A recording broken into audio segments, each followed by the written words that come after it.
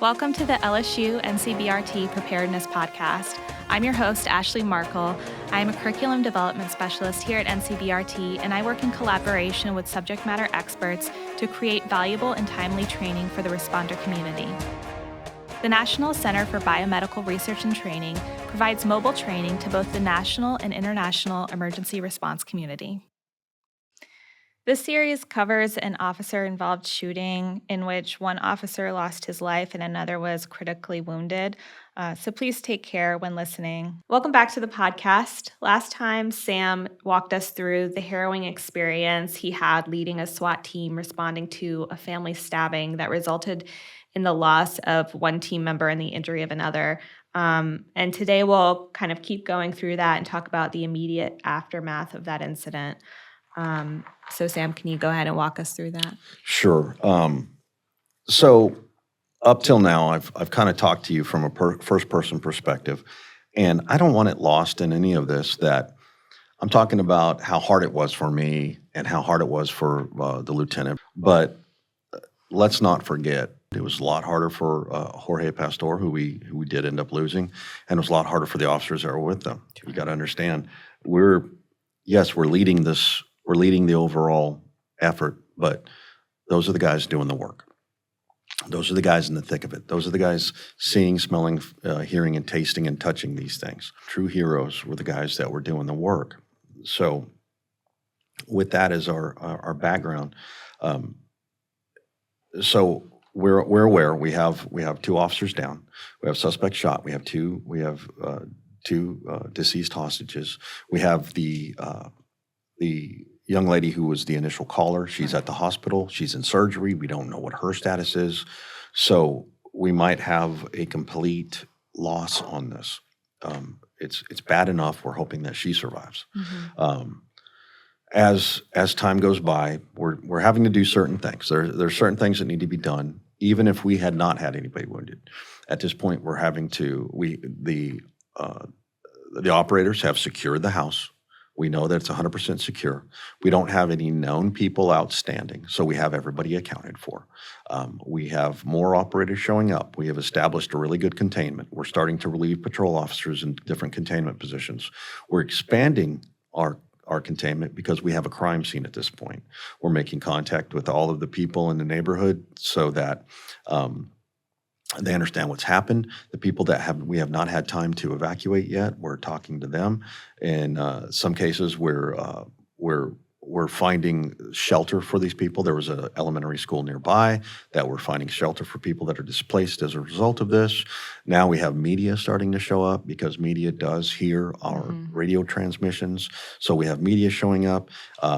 And to be honest, we have a challenging relationship with the media in some circumstances. That's not to say that that's not a condemnation of the industry. It's they have a mission to do just like we do. And sometimes those things are at odds, but they were without fail respectful, and they were, where do you want us to be? Please let us know when you have something you could tell us. And our PIOs came out, and it's a machine. Mm-hmm. Okay. And at that point, I had a moment, and at that, I have to call my boss at that point, because from me to the executive staff, I have a boss, an assistant chief. I call him, and he was a very good friend of mine. I said, "Hey, this is what's going on." He goes, "Yeah, I was listening to the radio." I said, "All right." I said, "I guess you need to start the ball rolling on your," and he goes, "It's already rolling." He goes, "I'll be out there shortly. The whole thing's going."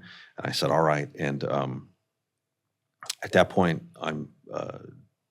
we're really just trying real hard to make sure that we're doing everything that needs to be done. We're kind of through the looking glass. There's more stuff to be done now that we have officers who are critically injured. Not only do we have to get them transported to definitive care. I'm learning as this is happening that, okay, the officer that is critically wounded, that is down and we're not sure, is Officer Pastor. The TAC medics said, we need to get him out right now, because there's nothing we can do for him here. We didn't know he had been hit in the head at the time. It became apparent during the ambulance ride to the hospital that one of the TAC medics passed that along to us. They put him in the first ambulance available, and they start going to our level 1 trauma center. So he's on the way. There's nothing that can be done right then except hope that he gets there and hope the surgeons can help him. And it becomes clear that the other officer hit, and word got through to us through phone calls, through radio, that he was struck in the chest and he's struck in the leg. Okay, that's certainly not good news, but they were working on him, and they were getting ready to package him and place him in the ambulance to go to the level 1 trauma center. Okay. At that point, I told the team leader on the radio, I said, hey, I know you've got a lot going on. And now we're getting several minutes into it. Again, all this is happening faster than your normal situation would happen. I said, I know you've got a lot going on, but I really need you to give me a call when you can. He calls me immediately. Yes, sir. I said, real quick, and there's a leadership lesson in this that I'll bring up in my lessons learned and my takeaways. I said, talk to me. What happened? Hey, man, he said, this is what happened. He related a much condensed version of what I've passed along to you already. He told me who was hit and what had happened. And I said, okay, I want you to put a pin in that because I'm going to come back to that conversation. I said, all right. At that point, we're at the command post. We're waiting. We're playing a waiting game at this point. I'm waiting for the whole machine to get there. I'm waiting for more information from the hospital. And I'm most worried about my guys that are still there. There's nothing I can do about the officers that are shot right now. They're in the best hands possible. But I know now that I've got my operators are all at the scene. Some of them have been involved in a critical incident with an officer-involved shooting. They have been right there when our officers were struck. And I really felt a pressing need to go to the scene. That is not part of the plan. That is not the place where we should be. So, and I can tell you this, we've delivered this, what we call a debrief. This is just a version of a debrief that we've put into a podcast. We've presented this at tactical conferences around the country. We presented this recently at the National Tactical Officer Association. And one of the sergeants that was on the scene that day, he described it as our command post fell apart. And he's right. And we're not in that world, in the tactical world, we are brutally honest with each other so that we can improve, so that the mistakes that we made today are not repeated tomorrow or the next day. So that is a apt description. When the incident commander and the ops section chief, which is the tactical command lieutenant, leave the command post and go to the crisis site, things have not gone according to plan. So we did that. We went there and I began talking to the officers. I saw that at that point, TAC medics were in I could see that they were working on the suspect. Suspect is in handcuffs and he has been shot multiple times. And very effectively, but he was not deceased. He had life signs, and they did their best to work on him and everything, but his wounds were such that they were not compatible with life. And he did in fact expire. I start talking to the officers, and one of the human things that you forget is no matter what you do in a situation like that, you're being recorded. You're being filmed, you're being recorded. Remember, my operators have body cams, they have helmet cams, and they are in crystal clear digital format, audio and video. So there's some things that we did there, while not inappropriate, they were not in the best interest of the officers. Put a pin in that. I'm going to come back to that during lessons learned as well. So we recognize that we're not in the best position. So we begin making our way back. I see that my officers are in remarkably good shape for what has just happened. They all are understanding what's going on. And at that point, we need the big thing we need to do is get support officers from the team out to his house, who has been hit, and Jorge Pastor's house to be a personal relay of information and support to their spouses and families. That is just part of what we do. And in our team, we're extraordinarily close. We work together, we train together, we go through life and death situations together very clearly, as you can see by the account of this event. So it was important for us to get the two people that these officers were closest to their homes, and we were able to do that. We had at least two, and in one case, three operators go to those homes and pass along. The information they were to pass along was we were involved in an operation. He was shot, and he is on the way to the hospital. We don't know his status right now, but when he left, he was alive or get the absolute best care possible. So what we need to do is we need to get you. We need to make sure the kids or whoever is taken care of if that's a problem, and we need to get you to the hospital. So that's happening. And at that point, during any officer-involved shooting, of course, we have what we call our special investigations unit, very common in a large municipality. Being that it's a large agency of, authorized strength of 2,000 sworn officers, we have investigative units that handle these things rather than calling in an outside investigative unit like the Texas Rangers or somebody like that who do it for smaller agencies. So we have that investigative team on the way. We have our internal affairs division team on the way because they'll be a part of the administrative investigation as well. That's not to indicate that anybody did anything wrong, but it's just part of the standard operating procedures and checks and balances that we have to go through, which is appropriate and good. We also have our homicide unit is on the way as well because we also have murders that have taken place, right? Of the family members. And at that point, I get notified by my boss, who was a great leader and did absolutely right by us and throughout this entire event. Says, "Hey, this is a big hairy deal. You're in the middle of it, and you need to take care of your guys. And I know that's what you want to do. So I'm gonna take the IC off of your back, the incident command, and put it on the back of the commander that's coming as part of the investigative unit." And I'm very pleased that he did that, because I did need to do things besides be in charge of that scene then, because the SWAT portion of this was starting to draw back. It now was becoming an investigative crime scene. I don't really have any business being in charge of that.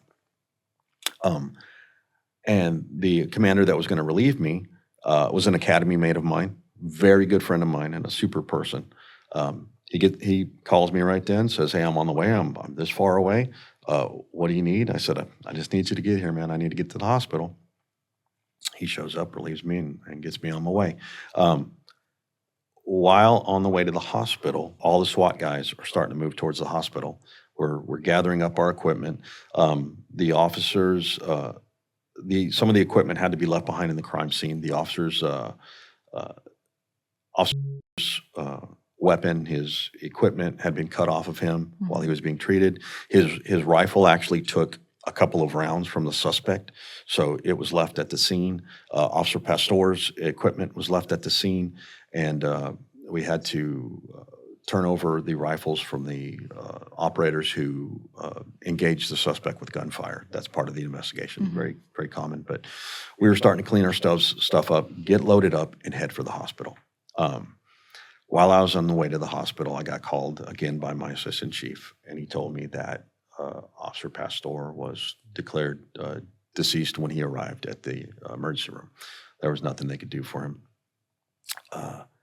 And it was relayed to us by the level 1 trauma surgeon, super capable people, that had that wound happened on the operating table, that it was an open and shut thing. It was nothing that could have been done. It was not compatible with human life. The mechanism of injury was such that it was just not going to happen.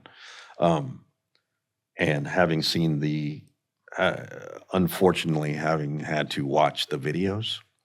Now, again, we see the videos from each operator's perspective, and having seen the perspective from Officer Pastor, and having seen the perspective from the officers that were checking on Officer Pastor, it was very clear that that was not going to have the outcome we were looking for on that.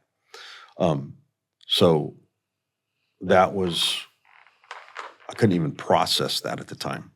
At the time, I looked at that, I heard it, and I understood what he said, but it didn't make sense. I understood.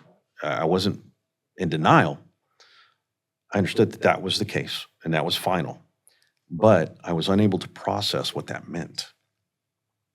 At the same time, we don't have the information on the officer that is alive. He is in the ICU. We're expecting him to go to surgery any second. I get to the hospital, and it was just, you can't make this stuff up. By the time I get in the drive from the scene to the hospital, and Austin, Texas is very much in the same kind of weather pattern as Baton Rouge, Louisiana, where we're sitting right now. Especially during the cold months, that we get a little bit of weird weather. So an unusual thing that happened was fog rolled in heavy during the intervening time from the time I went from the scene to the hospital. And it was almost like some kind of a weird harbinger. Like all of a sudden there's fog rolling in, eerie. Wow. So I get out of my car at the hospital, I'm walking, and I can't see across the street hardly. I walk into the ICU, and it's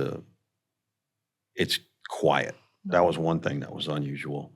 At a level 1 trauma center in a city of 1 million people on a Saturday morning after a bang up Saturday night, because that's not the only thing that happened in Austin, Texas that night. There's all the other stuff happening in a big city that night. So there's car crash people, there's people that have heart attacks, there's all manner of things in a emergency room. But it was quiet, and there was a lot of cops in there. Cops from patrol all over the place. My boss was already there. There's most of my SWAT guys were there. Our hostage negotiators are there. Everybody's there. But it's quiet. And I walk in, and I grab a couple of the supervisors, and we talked briefly, and I said, is it 100% confirmed? I mean, tell me there's been some miscommunication. Is Jorge just in surgery? No. And they said he's actually in that room, and the room the lights were off, and it was very clear that was the finality, and that was like, okay, what now? Where's actually over here? And we went over there, was sitting up in a ICU bed. He had been given some painkillers, thank goodness, but he was still hurting, so they were giving him some more painkillers. He said, "Sir, I'm sorry." He started off by saying, "Sir, I'm sorry." I'm like, that more than anything, when he said, "Sir, I'm sorry," that's as close as I came to going down to a knee and just going, yeah. He thought that he had let us down. And of course, that's not true. I said, "We got you, Bubba." His wife, I said, "We got her. She's on the way. She knows that you're here. She knows that you were hurt. But, I mean, you look good. You look strong." And I asked the doctor, he was there. I said, "What's next?" He goes, "We're just getting ready. We're getting an OR ready. He looks good. All bleeding's under control. Trauma's under control right now, but we need to go in and we need to do some fixing." All right. His femur had been shattered by a bullet. His shoulder was a mess. From the bullet, when it goes into the body, it tumbled. And that's typical mechanism of injury, and the the depth of the injury, it was a mess. So he needed some care, and but his attitude was great. He's just one of those. Is just an amazing individual. He has a master's in mathematics. He's on a different level than most of someone like me. I'm a product of West Texas public education. He's on a different level. All right, and he decided he wanted to be a police officer and serve people, and thank God he did. And whether he knows it or not, he saved lives that night. They were prepping him, getting him ready to go to surgery. Okay. I know I've got his wife, and his wife's on the way in. I know Jorge's wife's on the way in. She's been told. She hasn't been told he's passed yet. I've got all the guys there. Everybody's suffering to one extent or another. No, none more than Jorge or their families, but we are not in a good way. And it's still very, very shocking. I mean, I'm still, and again, I didn't think there was anything that was going to surprise and or shock me. I think I've seen just about everything. I've been to a black market rodeo with a monkey riding a dog, and we had to shut it down. I thought I'd seen everything, but nothing. And you think you're prepared for this. You really do. You think, no matter what happens, I got this. But you're not prepared for that. Nobody is. I don't care who you are. You're not prepared for this. And I'm an average person. And I'm average in every way. And I found myself in a position where I didn't know what to do. And it had been a while since I'd felt that. So lost for a moment. But I did know that no matter what I'm feeling inside, my job is not to worry about poor little Sam and what am I going to do. It's not about that, right? It's about Jorge. It's about their families. It's about my guys, and it's about their families. And by the way, it's about those people that lost their lives tonight. It's about that family, and it's about the fact that this whole thing, we were unable to do what we needed to do. We were unable to do what we went there to do, no matter why. And the bad guy had a vote. And I don't mind saying he's the bad guy, because that's an inherently bad thing to do. He had a vote. And unfortunately, we were put in a position where we did not win. That was not a win. So now it's about how do we minimize and mitigate the damage that's been done. So checking in with, you do the basic things. You do the absolute least you can do, which is to go up to each and every one of your guys. Hey, you okay? Are you solid? What do you need? And we did a lot of hugging. We did a lot of, there was a lot of wet eyes, a lot of stuff like that. And a lot of me saying, we're going to be okay. We're going to come out okay. And as a matter of fact, it's not going to happen today, but we're going to be better for this. We're going to be stronger for this. We're going to be tighter for this. And we are going to be better at our jobs, not just our jobs as police officers and as tacticians and as the SWAT team for the city of Austin, Texas, but we're going to be better people for this. We're going to be better husbands. We're going to be better fathers. We're going to be better people for this. And if we fail in that, then we have truly failed Jorge. We've truly failed those people. Because right now, we have not failed them. Circumstances became such that we did not win. But the true failure would be in us not getting better from this. And I'm just Forrest Gumping my way through this, right? I'm just doing the best I can. Just doing the best he can. But you know what? So is everybody else. Everybody, there's no playbook. Yeah, there's things you have to do. And it's written in policy. I know what that is. And I know what the right thing to do is. You're born knowing that. But the human factor and seeing your guys, these guys that you look up to as heroes, and I still do, you're seeing them and they're clearly, very clearly hurt. you're damaged, and things are not good. Trying to figure out a way to lead through that. And knowing that, we're jaded, but they're looking to me in some way. And it might not be, hey, Sam, show us the way. It might not be that, but it could be something like, hey, Sam, you need to show us something. Mm-hmm. We need to get through this. And if you're the head of this particular organization, well, then you need to model the way. And whether whether you do that or you don't, we'll either follow you or we won't. But I'm very aware of that. And I'm very aware that there's no playbook for that. So I'm just doing what I could at the time. And at the same time, we've got every level of executive staff, command staff showing up. My boss is showing up. The chief of police is there. They were great. But we start having city management show up. We have our city manager, the assistant city manager in charge of public safety, who had been a previous Austin police chief. We have the mayor showing up. Media, of course, is everywhere. Where they're not in there, but they're outside.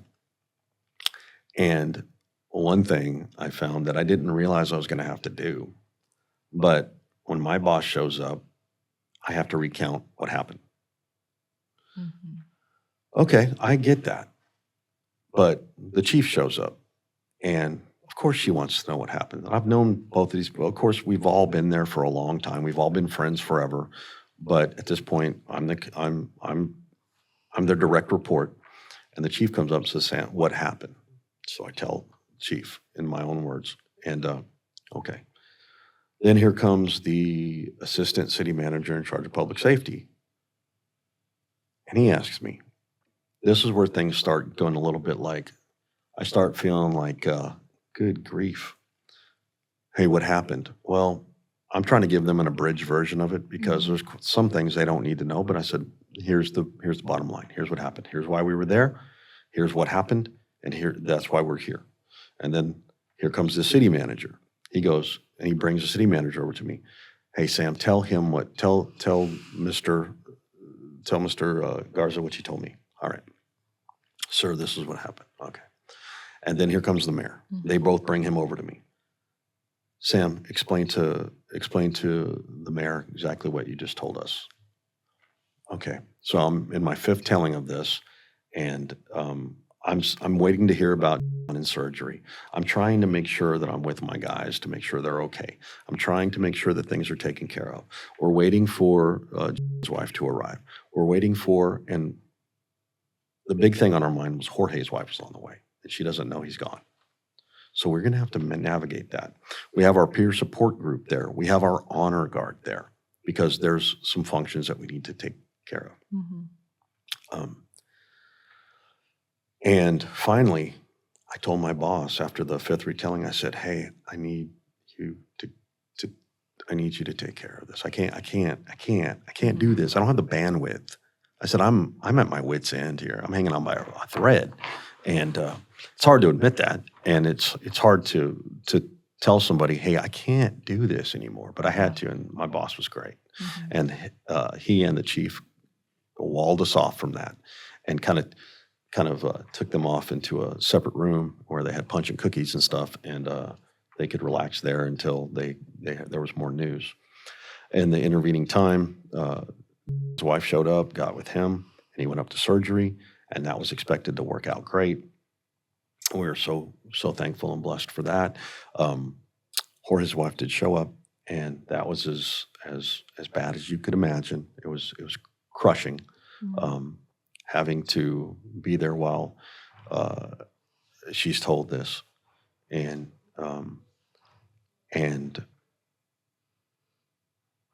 we got word that the surgery was going quicker than expected, so that was great. So we've been there. By now, the whole thing kicked off around 3 a.m., and by now it's getting to be about 10 a.m. Wow. At the hospital, and everybody, of course, is exhausted.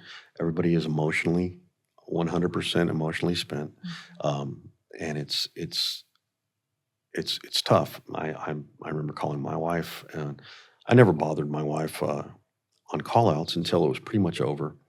Um, and she knew when I got up to, she would always get up and tell me to be safe and kiss me goodbye when I'd go off on call outs in the middle of the night.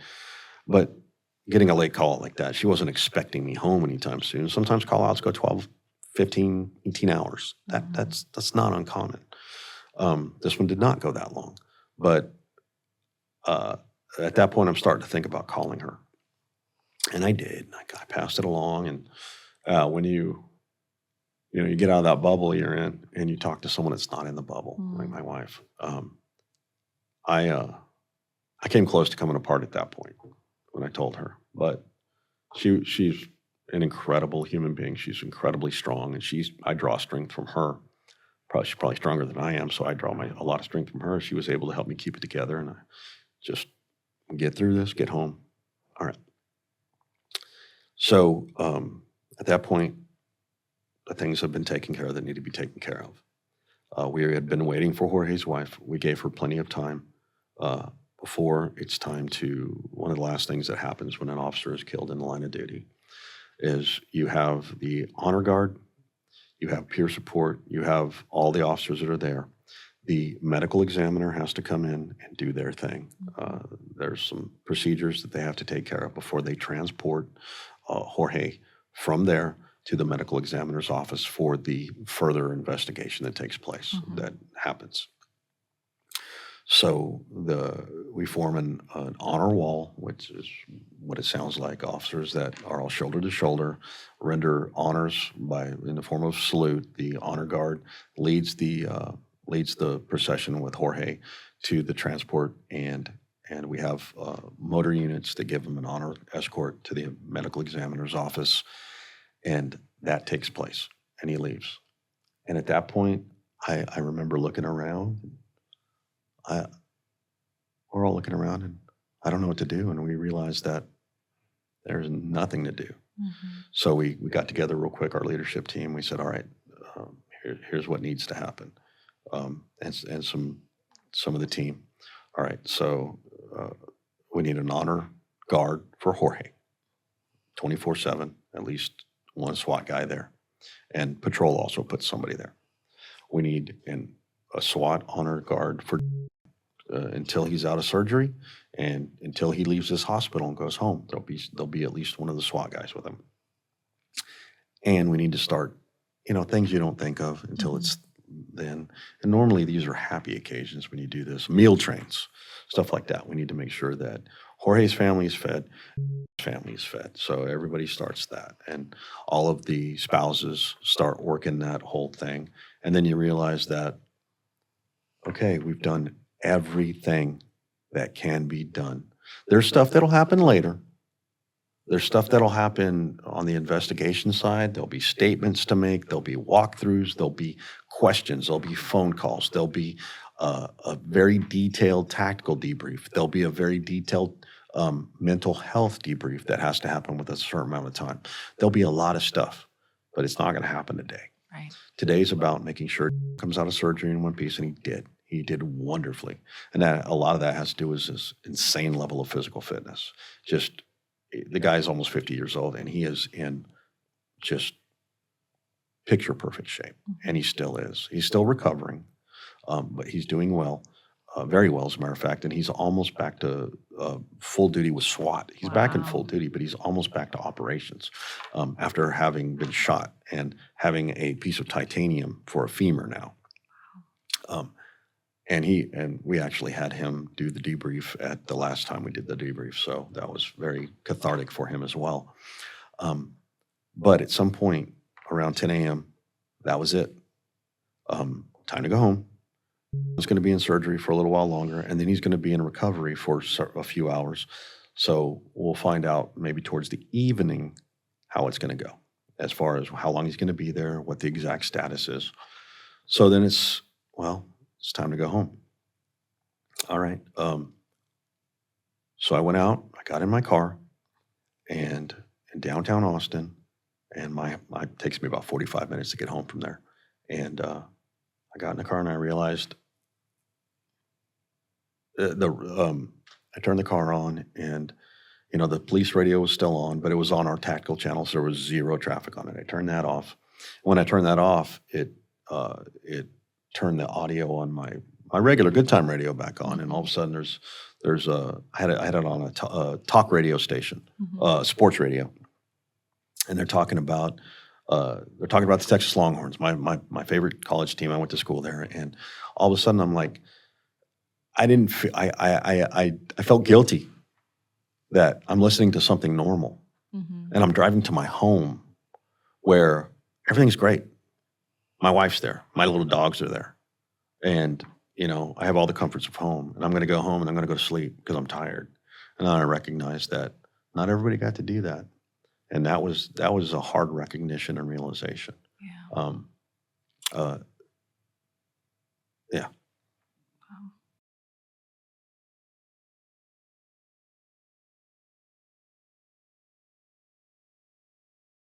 Well, thank you for sharing that with us today.